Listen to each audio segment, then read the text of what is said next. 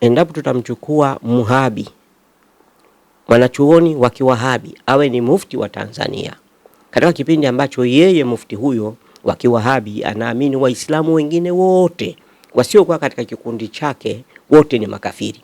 Muhammad Isa ana sifa nyingi, lakini sifa kubwa zaidi alionayo ni utovu wa adabu, wa kutokuwa na adabu na heshima kwa viongozi wa Kiislamu, mashehe, kwa kiasi kwamba anawaita wapiga ramli ili kutafuta njia ya kuwakufurisha.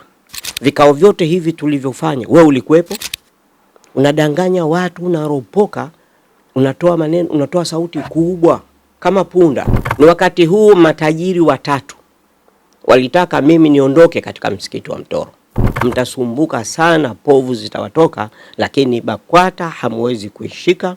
Kulitengenezwa pia utaratibu wa kuivamia BAKWATA. Wakati huu sasa Sheikh Ponda alikuwa akitajwa na mufti kwamba anahusika katika kutayarisha mipango ya kwenda kuvamia BAKWATA. Ndio waliokuja kufanya fujo msikiti wa Mtoro ili kuuteka. Msikiti ule umetekwa na wanaouendesha si viongozi halali, na wanauendesha kwa nguvu na kwa jeuri ya mtu aliyoko nyuma yao.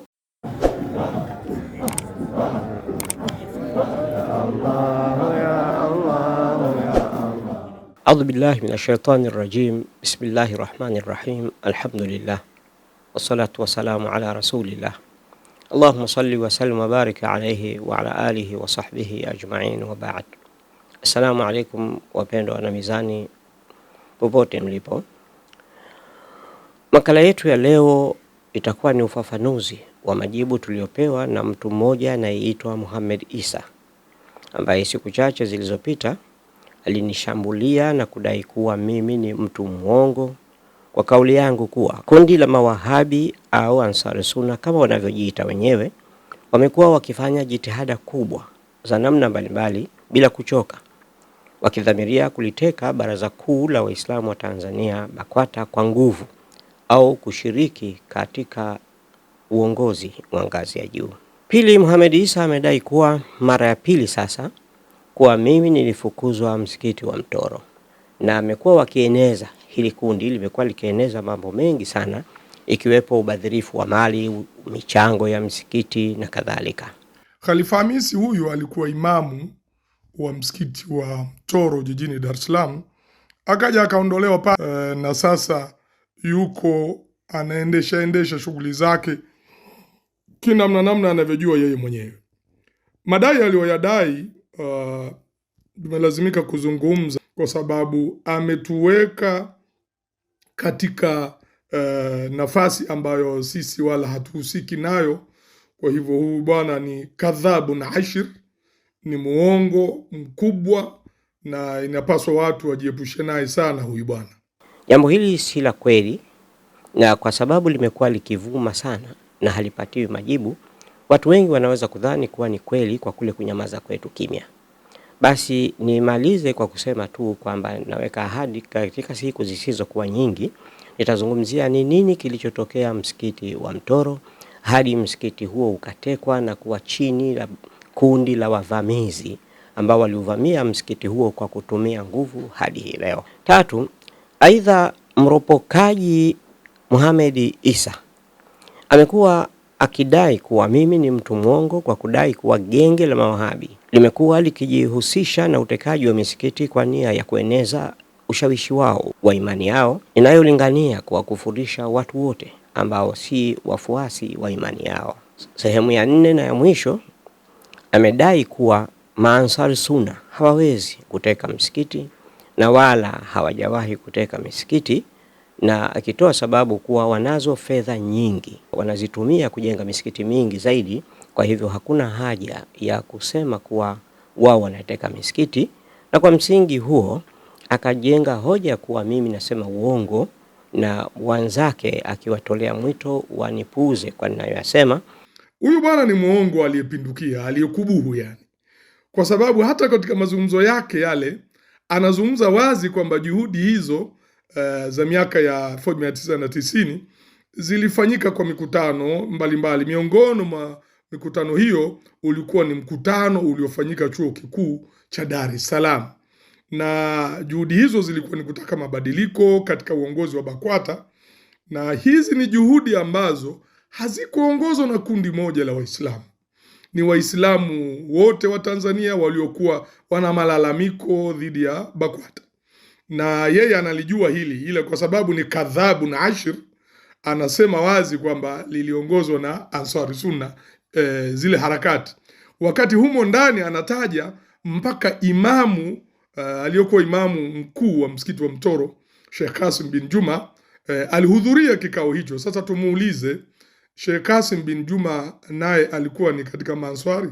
Lakini mwisho akizungumzia kwamba mimi kwa hayo aliyoyataja ninapaswa kuingia motoni, huku akichukua aya na kuzibadilisha maana yake na kuziweka kwangu ili niingize katika moto.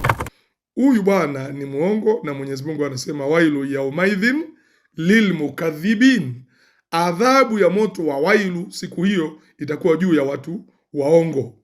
Kwa hiyo hili ni la kwanza, nalitaka nilibainisho kwa Waislamu. Huyu bwana asizichafue akili za watu, huyu ni muongo.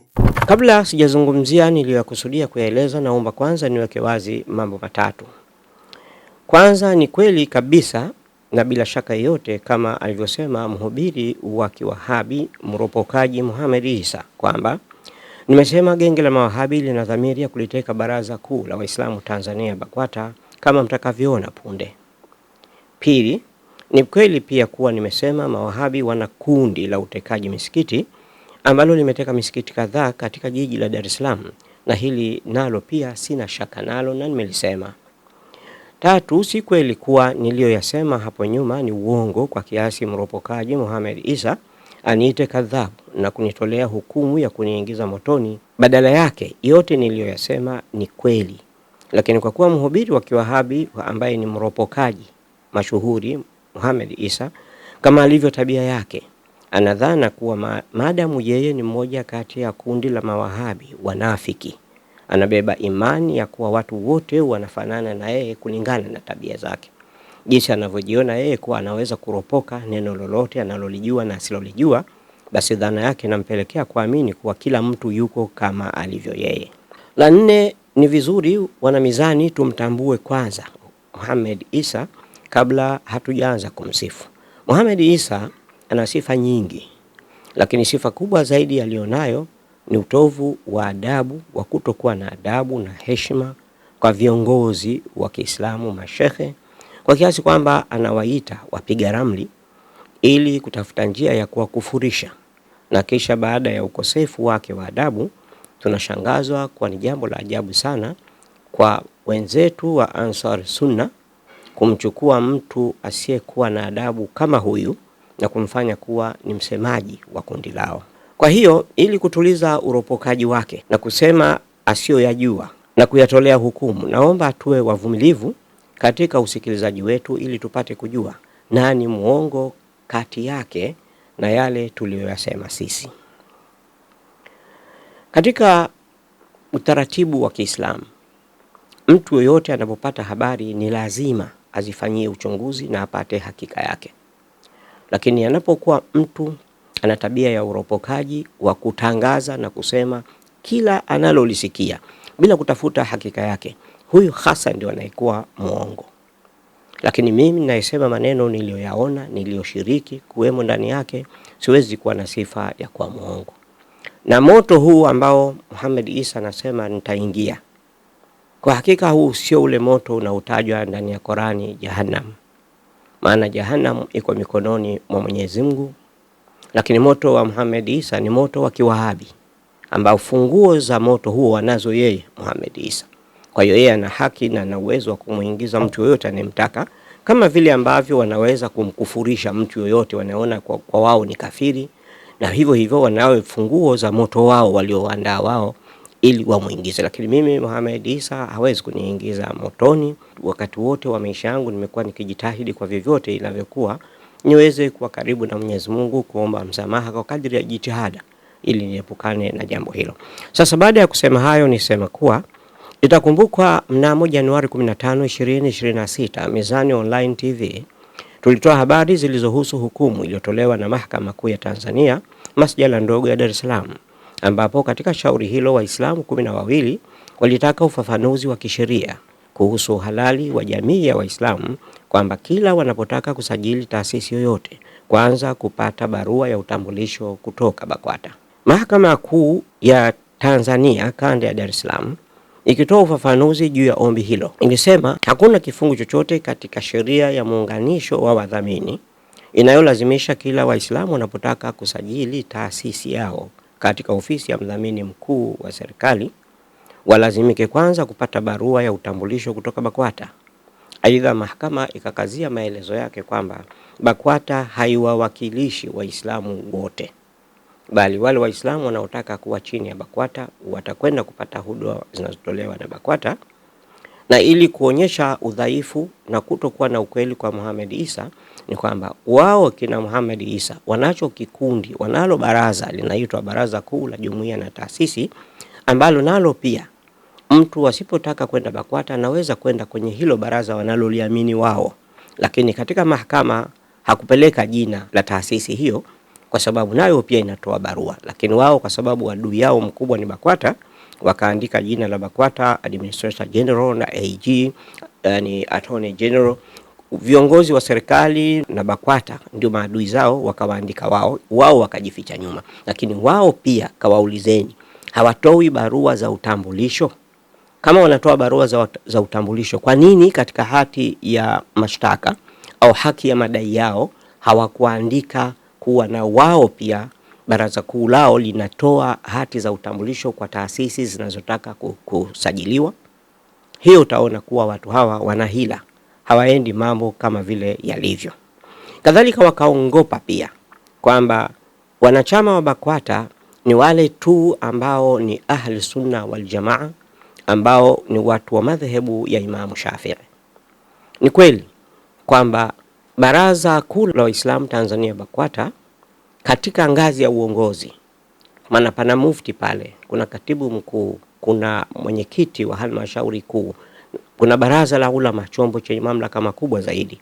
Hawa ni lazima wawe wafuasi wa Imam Shafi'i, na hili ni kwa sababu Waislamu wa Tanzania kwa asilimia zaidi ya 96-98 kule wote ni watu wanaofuata madhehebu ya Ahli Sunna wal Jamaa, Imam Shafi'i. Kwa hivyo itakuwa ni kioja endapo tutamchukua muhabi, mwanachuoni wa kiwahabi, awe ni mufti wa Tanzania katika kipindi ambacho yeye mufti huyo wa kiwahabi anaamini Waislamu wengine wote wasiokuwa katika kikundi chake wote ni makafiri. Sasa vipi mtu mmoja tu ambaye anatofautiana na sisi imani awe ni kiongozi wetu?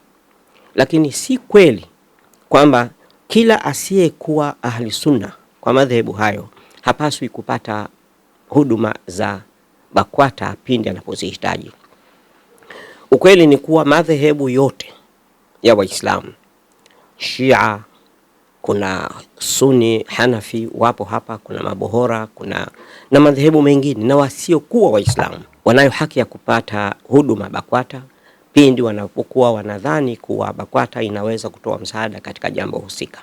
Hakuna kizuizi kama hicho, bali wao wanatengeneza maneno hayo kwa nia tu ya kutaka kulichafua na kulipaka matope baraza lile. Ndio maana wanaona kuwa haki kwao wao ni kusema uongo. Baada ya tamko hilo la mahakama, wao waliopeleka kesi wakatangaza ushindi dhidi ya BAKWATA, wakidai kuwa baada ya mapambano ya miaka mingi ya kudai haki, hatimaye Waislamu wamepata uhuru, na kuanzia hapo Waislamu hawatadaiwa utambulisho kutoka BAKWATA. Lakini hawasemi kwamba hawatodaiwa utambulisho kutoka Baraza Kuu la Jumuiya na Taasisi, na huo ukaitwa kuwa ni ushindi. Ukweli ni kwamba maelezo yaliyotolewa na mahakama yalizungumza kwamba BAKWATA haiwawakilishi Waislamu wote kisheria. Yani hakuna sheria inayomlazimisha kila aliye Muislamu lazima awe mwanachama wa BAKWATA. Kuna taasisi nyingi, hata ziko taasisi za Ansar Sunna, ziko taasisi nyingine za madhehebu kama ya Mathna Ashri na kadhalika. Na hawa wote wanafanya shughuli zao na wanakuwa na maafikiano mazuri, na kila mmoja, hakuna anayeshurutishwa kuwa mwanachama wa BAKWATA. Hilo la kwanza. La pili, Suala la kwamba watu hawalazimiki kupata barua ya BAKWATA limeanza toka miaka ya 1990 mwanzoni kabisa. Tulivyokuwa katika kikao kile kule mkumbi wa Nkrumah, chuo kikuu cha Dar es Salaam, mimi nilikuwepo. Namwambia Mohamed Isa kwamba mimi nilishiriki katika kikao hicho. Mimi nilishiriki kikao hicho na Sheikh Kasim bin Juma ambaye mimi nilikuwa msaidizi wake. Katika kikao kile ambacho kiliitwa kwa jina la Waislamu, mimi na Sheikh Kasim tulipewa mwaliko na tukaenda. Tukadhani kuwa ni Waislamu wa kawaida kama sisi. Tulipokuwa katika kikao tukagundua kwamba kikao kile kimeitishwa na Maansar Sunna au Mawahabi, na katika mikoa wajumbe takriban wote walioletwa walikuwa ni Mawahabi. Ndipo Sheikh Kasim akasimama kwenye kikao akasema, jamaa, sisi tunataka mabadiliko katika BAKWATA, hasa katika uongozi, lakini mabadiliko haya hayawezi kufanyika kwa maslaha ya Mawahabi. Ndio hapo mkutano wote ukasimama, ikawa vurugu na kelele kuona kwamba Kasim bin Juma amewatambua. Baada ya kuwatambua hivyo, mkutano ule uliendelea na tukaunda kamati ya kupeleka ujumbe kwa mufti juu ya yale yaliyoazimiwa. Kabla hatujatambua, Sheikh Kasim bin Juma alikuwa ameshawasiliana na Ikulu, ofisi ya rais, na akazungumza na msaidizi wa rais Ali Hassan Mwinyi ili tupate mjumbe kutoka serikalini aje atunasihi baada ya kusikia maombi yetu au malalamiko yetu. Rais wakati ule alikuwa yuko Mtwara, nakumbuka vizuri. Majibu tuliyopata, rais alimpeleka kwenye mkutano huo waziri wake aliyekuwa akisimamia mambo ya ulinzi wa nchi, waziri wa ulinzi wakati huo ni Mheshimiwa Abdurrahman Kinana. Alikuja katika kikao na akazungumza. Mimi nilizungumza, Kasim bin Juma marehemu Sheikh wetu alizungumza. Kwa hiyo nazungumza kitu ambacho ninakijua. Katika kamati ile tukaamua kukutana na mufti wa Tanzania Sheikh mkuu Hemed bin Juma, Mwenyezi Mungu amrehemu. Tukakutana katika msikiti wa hapa Kinondoni hapa Mkwajuni. Katika kikao kile mufti alikuja, tukamweleza yale ambayo yaliamliwa kwenye mkutano wa chuo kikuu. Katika mkutano ule mufti akakubali, akasema mimi sina lazima ya kuwa na katibu Kundia wala kuwa na makamu mwenyekiti Suleiman Hega, lakini nipeni muda niitishe baraza linalohusika na mambo hayo ili tufuate utaratibu wa katiba. Mawahabi wakakataa kwamba hawataki kumfuata anavyosema Sheikh. Hawataki mabadiliko yapite kwa msingi wa katiba, bali walitaka saa ile ile mufti aamue kuwafukuza wale na badala yake wao ndio waamue nani na nani waingie pale. Mufti akakataa. Alipokataa, mimi ni mmoja wa watu niliolaumu kwamba sasa mnachotaka ni nini? Kwa sababu sasa hivi mufti kakubali tuliyoyataka. Utaratibu wa kufikia matakwa yetu ameueleza, nyinyi hamtaki, mnachotaka kitu gani? Mufti akanyanyuka na mimi nikanyanyuka. Bahati mbaya sijui mufti Hemed bin Juma Allah yarhamuhu alifikaje kwenye kikao, lakini alikuwa hana usafiri. Mimi nilitoka, nilivyomuona kwamba anahangaika pale kutafuta usafiri, nikamchukua kwenye gari niliyokuwa nayo, nikampeleka hadi makao makuu BAKWATA, nikamwacha pale. Huku nyuma, baada ya siku chache, Mawahabi wakaunda kikundi chao, wakaenda kuvamia BAKWATA kwa nguvu. Wakakaa pale, wakafunga mageti yote, wakawa wanapika na kula na kunywa humo ndani ya BAKWATA kwa siku kadhaa. Sasa unapokataa wewe Mohamed Isa kwamba kikundi chenu cha Mawahabi kilitaka kuivamia BAKWATA na kiliivamia kweli kwa nia ya kutaka kiongoze BAKWATA, unapinga kitu gani? Vikao vyote hivi tulivyofanya, wewe ulikuwepo? Unadanganya watu, unaropoka, unatoa sauti kubwa kama punda, lakini bila kujua kwamba unachokisema hoja yako ni nini. Mimi nilikuwa kwenye kikao kuanzia Mlimani. Sheikh Kasim hakuja kwenye kikao cha Mkwajuni pale msikitini kwa sababu hakutaka tena kuunganika pamoja na Mawahabi.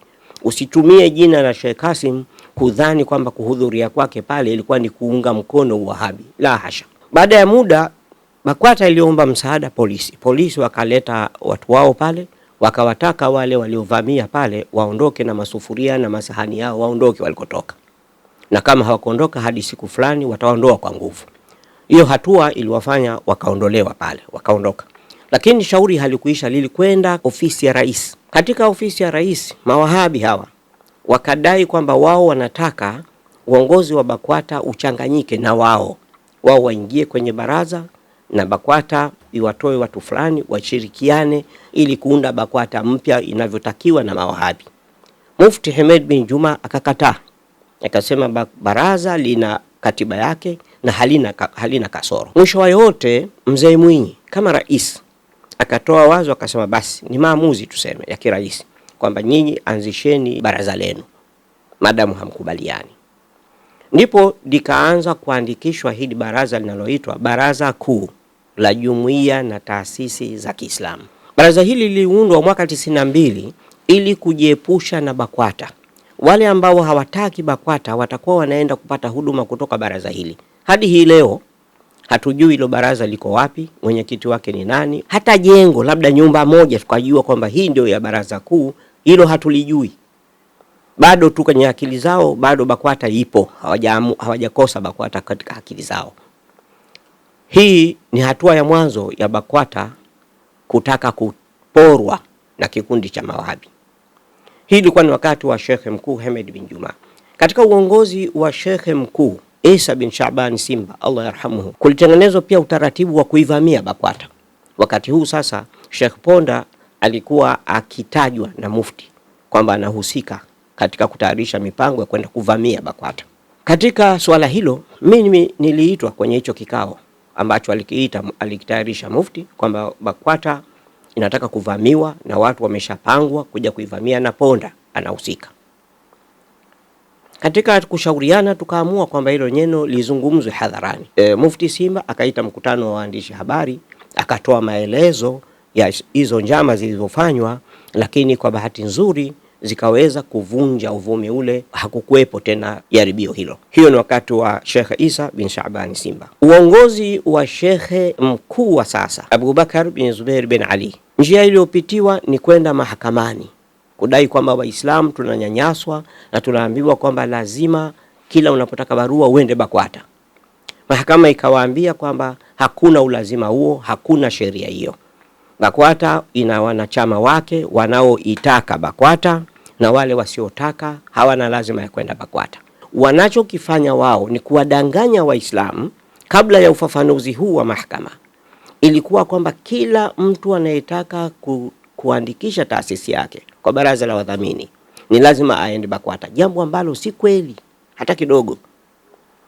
Toka 92 watu walikuwa wanafanya mambo yao ya Kiislamu bila kupitia BAKWATA. Mimi nimesajili gazeti Mizani, nimelisajili mwaka 91, sikupitia BAKWATA.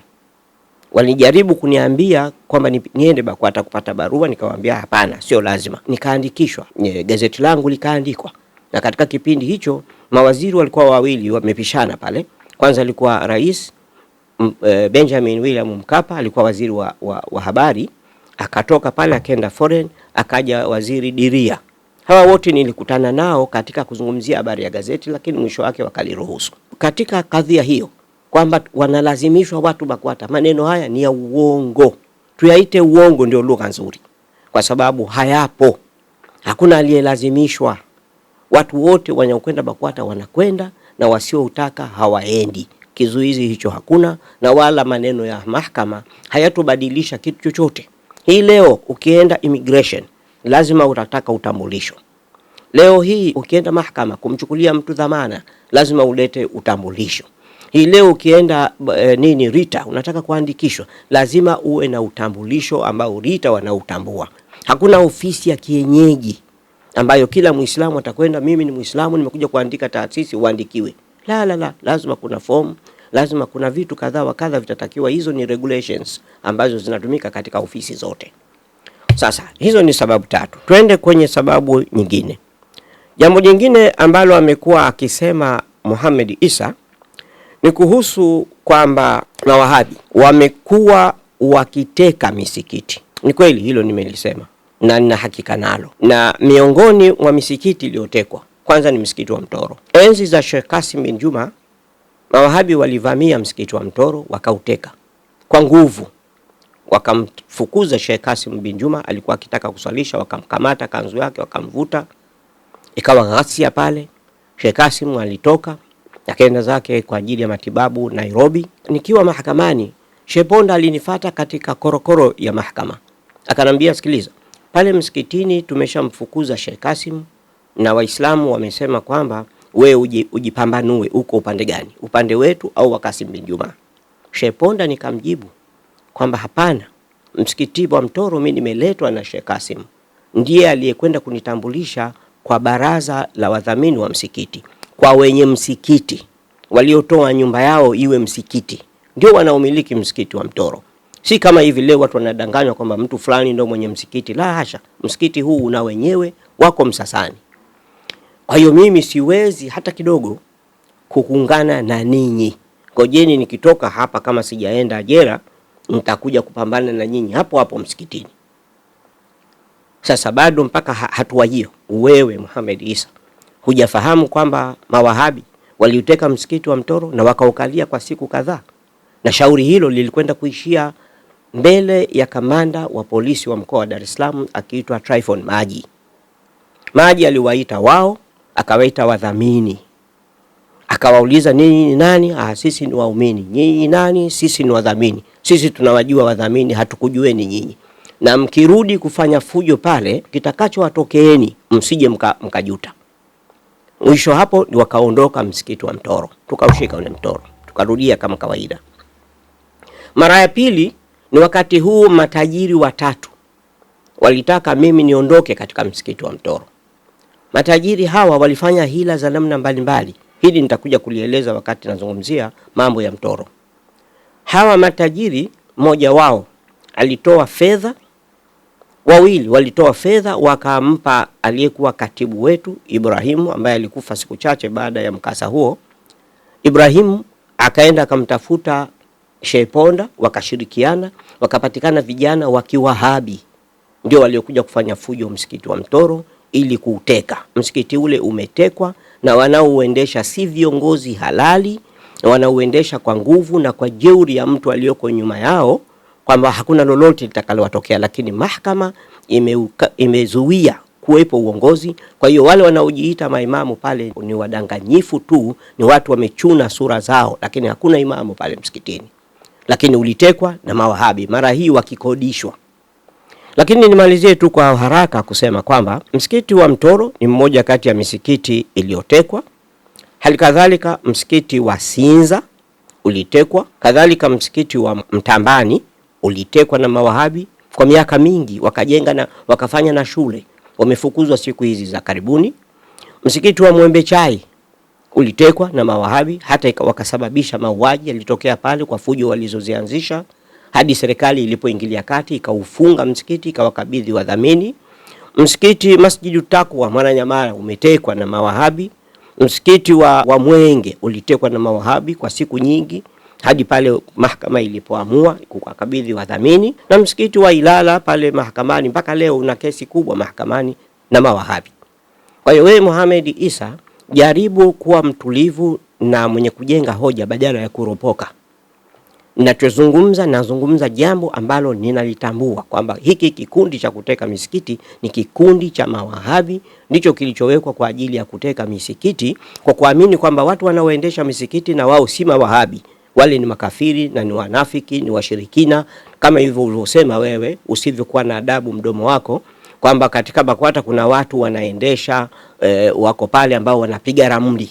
Kwa hiyo ukiendelea huko, njia yako ni kutaka kuwakufundisha, kwa sababu huna heshima wala huna adabu, wala hujui kwamba elimu ulionayo wewe haiwi sawa na alionayo mtu mwingine. Kuna unayoyajua wengine hawayajui, kuna wanayajua wengine wewe hujui, lakini wewe unajiona kwamba wewe ndio kila kitu. Tuacha tabia ya kuropoka hovyo na kutukana watu. BAKWATA hamtoweza kuikamata, na huo ni ushahidi nimekupeni kwamba mmeivamia BAKWATA mara nyingi na mnajitahidi kila njia kuweza kutafuta namna ya kuweza kupata uongozi ndani ya BAKWATA.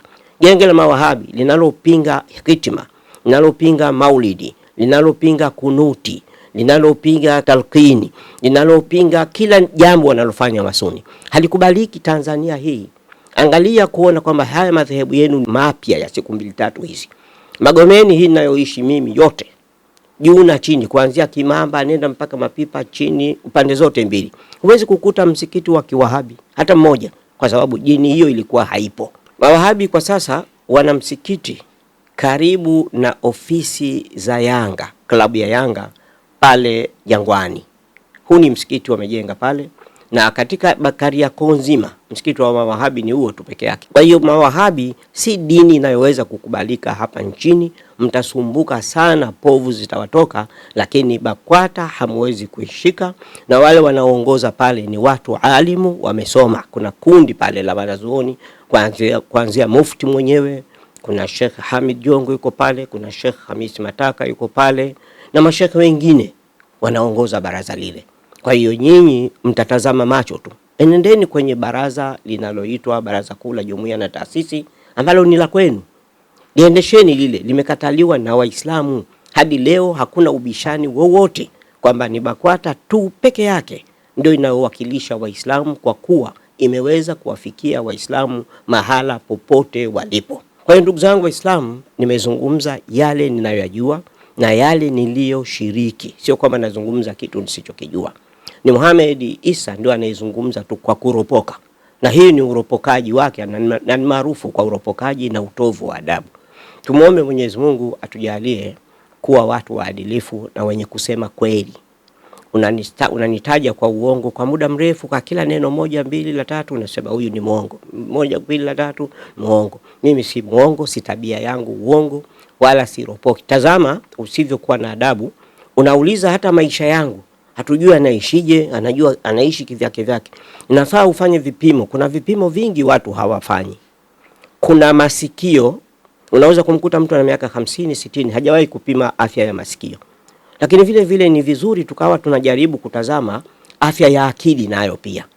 Kwa sababu unapomkutana na mtu ambaye anauliza maisha ya mtu anavyoishi, hana uhusiano naye, hajui anakokamisi, mjui Mohamed Issa anakaa wapi, sijui anaswalia msikiti gani, anauliza maisha yangu. Kwa sababu gani? Hii ni kwa sababu hili tatizo litakuwa linatoka kwenye ubongo, haliwezi kuwa tatizo la kawaida. Maisha yangu wewe hayakuhusu, na nihusu mwenyewe na familia yangu. Wassalamu alaikum warahmatullahi wabarakatuh. Usisahau kulike, kushare, kucomment na kusubscribe Mizani Online TV ili uendelee kupata mfululizo wa vipindi vijavyo.